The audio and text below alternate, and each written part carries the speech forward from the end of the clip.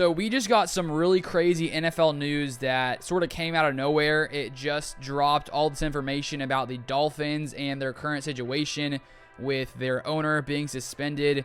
It has to do a lot with talking with Tom Brady when they weren't supposed to, and it also goes into were they tanking on purpose, these kinds of things. And I want to go over the report that came out to give us some more information on exactly what happened, why it happened, exactly what the penalties are for the Dolphins. So there was an investigation apparently in the past 6 months, and these were the two things they were trying to investigate. One, whether the Dolphins violated league rules prohibiting tampering with a player and a coach under contract.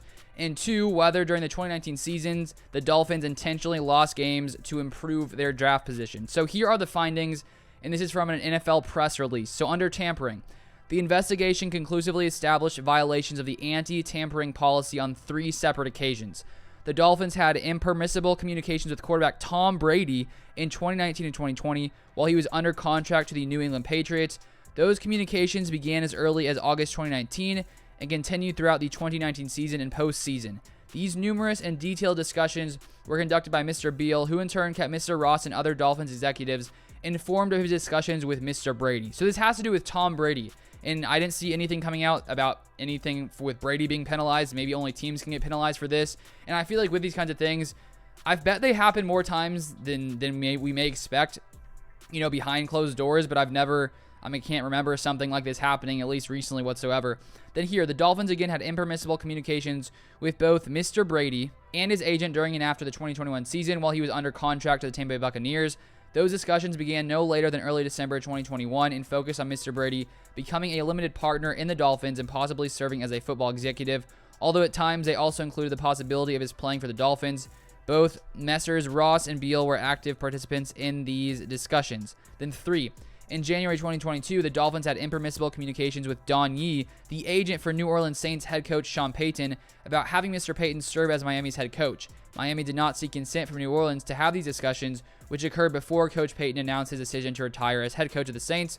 Following that announcement, Miami requested permission to speak to Coach Payton for the first time, which New Orleans declined to grant. So the Dolphins were in communications with both Brady and regarding Sean Payton as well, when they were not supposed to be whatsoever. So they get docked for that. And then here is the tanking allegations. The investigation also addressed whether the Dolphins intentionally lost games. So 1 down here. The Dolphins did not intentionally lose games during the 2019 season, nor did anyone at the club, including Mr. Ross, instruct Coach Flores to do so. No witness contended otherwise. The Dolphins competed hard to win every game, including at the end of the season when they beat Cincinnati and New England despite worsening Miami's position in the draft.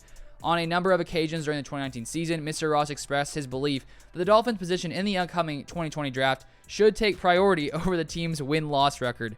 And I feel like this is something that, at least in the air of these teams, GM's discussions, when they're rebuilding teams, they probably think to themselves, okay, what are our plans here? How long are we looking to be successful? Because lots of teams, when they rebuild, they don't come in and sign huge free agents. They sort of build through the draft.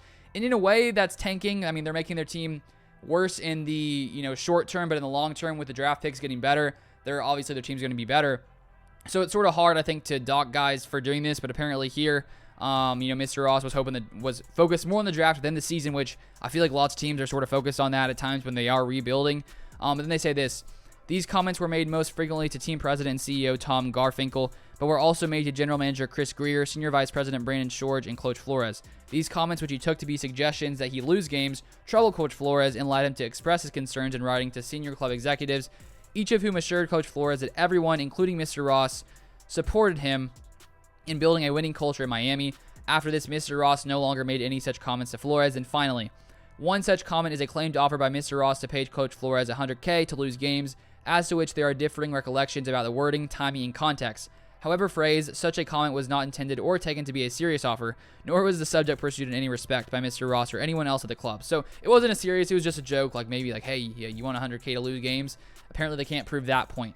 So that is all of the allegations, exactly what happened, and then here are the penalties for the Dolphins. It says here, the Dolphins were forfeit the club's first-round selection in the 2023 NFL Draft and third selection in the 2024 NFL Draft. That's a big loss, losing a first-round pick and then a third-round pick as well. And then here, Mr. Ross is suspended through October 17th, 2022. During this period, he may not be present at the Dolphins facility and may not represent the club at any team or NFL event. He may not attend any league meeting prior to the annual meeting in 2023, is removed from all league committees and definitely all fined $1.5 million, which for him, probably not too much money. Mr. Bruce Beal, Dolphins vice chairman, limited partner, may not attend any league meeting for the remainder of the 2022 season and is fined $500,000. So I feel like the biggest loss there is, of course, the Dolphins losing that first-round selection and third-round selection in the 2024 NFL Draft. They also already traded tons of draft capital away to get Tyreek Hill this offseason.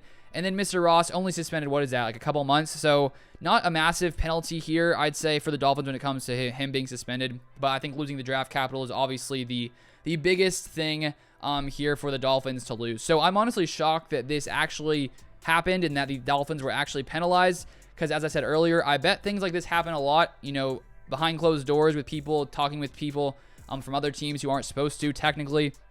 But apparently they were able to prove that the Dolphins were doing this. They were talking with Tom Brady and they were talking with Sean Payton when they were not supposed to, when they were under contract with different teams. So this is very interesting, and we will see if more information comes out regarding Tom Brady, the Dolphins, all these different kinds of things. But I just wanted to break that news to you guys here. If you guys want to stay up to date with NFL news, that's what I cover on this channel. So feel free to subscribe, turn on the post notifications, drop a like on the video, and I'll see you guys next time.